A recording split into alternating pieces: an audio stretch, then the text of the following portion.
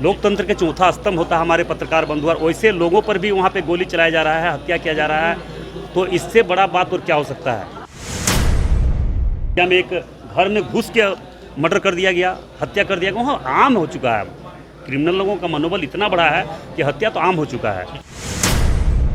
उसको उस पर जवाब देना चाहिए, मगर जवाब से भाग रहा है, जवाब देने का लायक ही नहीं सरकार। इतना बढ़िया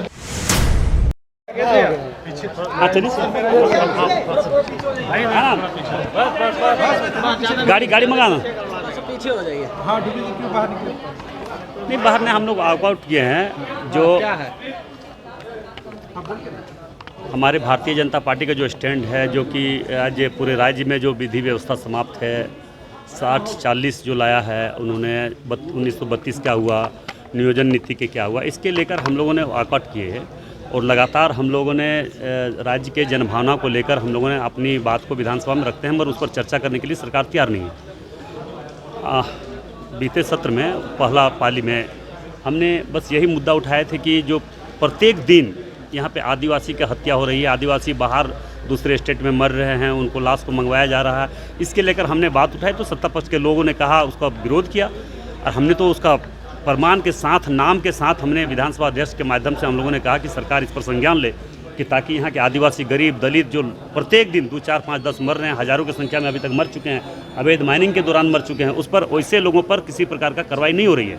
इसलिए मैंने विस्तार रूप से बात को सदन के माध्यम से, अध्यक्ष जी के माध्यम से सरकार के पास पहुँचाने का प्रयास किया, मगर खुद सरकार ही करवा रही है, इसलिए सरकार मेरी बात को संज्ञान में नहीं ले रहे हैं। आज गिरिडीह विधायक और आपके बीच बड़ा नोक-झोंक हो गया था। तो देखिए, सच बात बोलने तो हम बेहिचक बोलते हैं किसी भी सच बात को रख के, और अभी उनके ही विधानसभा क्षेत्र में 2-2, 3-3 घटना लगातार हुआ, जिसको हमने मुआवजा जाकर वहाँ पे दिलवाया। आज ही मुंबई में एक आदिवासी लड़का का वहाँ पे मौत हुआ, और वहाँ से लाश को मंगवाया गया।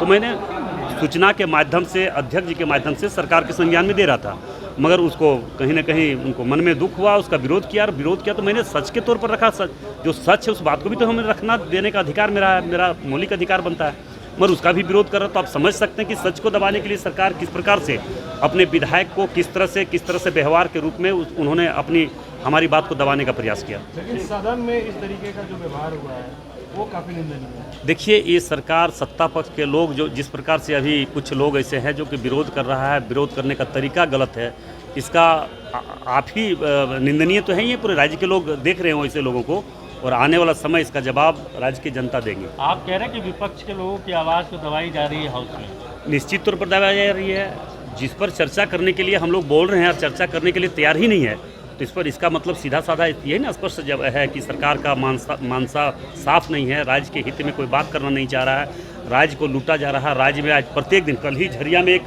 घर में घुस के मर्डर कर दिया गया, हत्या कर दिया गया, वहाँ आम हो चुका है। क्रिमिनल लोगों का मनोबल इतना बड़ा है कि हत्या तो आम हो चुका है। कभी भी किसी का हत्या हो रहा है, पत्रकार पर भी गोली चला, एक परवीर महतो है बलियापुर में जो हमारे, उसके पर भी हत्या हो, 2-2, 3-3 गोली सटा के मारा गया, अभी तक उसका अभियुक्त नहीं पकड़ा गया। इससे बड़ा दुर्भाग्य के बाद क्या हो सकता है। लोकतंत्र के चौथा स्तंभ होता है हमारे पत्रकार बंधु, और वैसे लोगों पर भी वहाँ पे गोली चलाया जा रहा है, हत्या किया जा रहा है, तो इससे बड़ा बात और क्या हो सकता है। आपके क्षेत्र में जब गोलीबारी होती तो आप ही का नाम सामने आता कि आप ही के लोग हैं। आप दिखा तो दीजिए, हमारे लोग हैं। हमको तो झूठा केस में 20 केस में जेल भेजा गया सरकार के द्वारा। एक भी नाम तो उदाहरण तो दीजिए। कल ही आप देखें, आप लोग तो मीडिया के माध्यम से आप लोग देख ही रहे, और आप ही लोग चला ही रहे। कल झारखंड मुक्ति मोर्चा के एक पक्ष के लोग और एक पक्ष वहाँ पुलिस के सामने लाठी, गोली, डंडा, बला चल रहा है, प्रशासन का मौन है।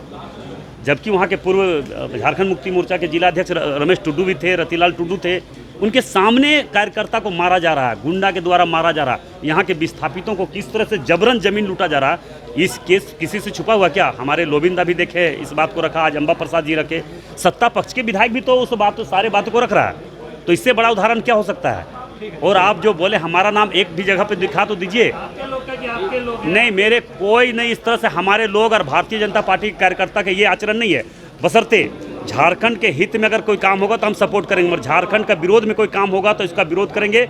ये जो सरकार जो 1932 लाया था उस पर क्या हुआ, इसका जवाब देना चाहिए सरकार को। 60-40 पर जवाब देना चाहिए सरकार को। नियोजन नीति पर देना चाहिए। 26,000 शिक्षकों की बहाली हो रहा है, उस पर जवाब देना चाहिए। अभी सुखाड़ घोषित करना चाहिए राज्य को, उस पर जवाब देना चाहिए। मगर जवाब से भाग रहा है, जवाब देने का लायक ही नहीं सरकार है। इतना बढ़िया एमिटी यूनिवर्सिटी का पटना और रांची कैंपस पिछले कई सालों से लगातार शिक्षा के क्षेत्र में अनमैच्ड एक्सीलेंस प्रदान कर रही है। यूनिवर्सिटी रिसर्च एंड इनोवेशन के कल्चर को बढ़ावा देती है। यही कारण है कि यहाँ के शिक्षकों और छात्रों ने मिलकर अब तक 700 से ज्यादा रिसर्च पेपर और 30 से ज्यादा पेटेंट फाइल किए हैं। यही नहीं, यहाँ के फैकल्टीज और स्टूडेंट ने 50 से अधिक किताबें पब्लिश की है। यूनिवर्सिटी के दोनों ही कैंपस में स्टूडेंट को कॉर्पोरेट प्लेसमेंट प्रोसेस को क्रैक करने के लिए ट्रेनिंग दी जाती है और इसलिए एमिटी यूनिवर्सिटी अपनी स्थापना से ही देश विदेश के कई जानी मानी मल्टीनेशनल कंपनीज जैसे Amazon, Accenture, JP Morgan, GPT, TCS, Wipro, ITC, federal bank, Hindustan Unilever जैसे 180 रेप्यूटेड कंपनीज के लिए रिक्रूटमेंट की प्रेफर्ड चॉइस बन गई है। यही वजह है कि आयुष कुमार को जेपीटी कंपनी लिमिटेड में 24 लाख, जान निसार अख्तर को अमेज़न से 30 लाख और देव नरूला को ह्यूमन होल्डिंग कंपनी लिमिटेड में 44.5 लाख का पैकेज मिला। वहीं सुमन गुप्ता को पैलो ऑल्टो में मिले 47 लाख के हाईएस्ट पैकेज से यूनिवर्सिटी ने बिहार और झारखंड में एक नया रिकॉर्ड कायम किया है।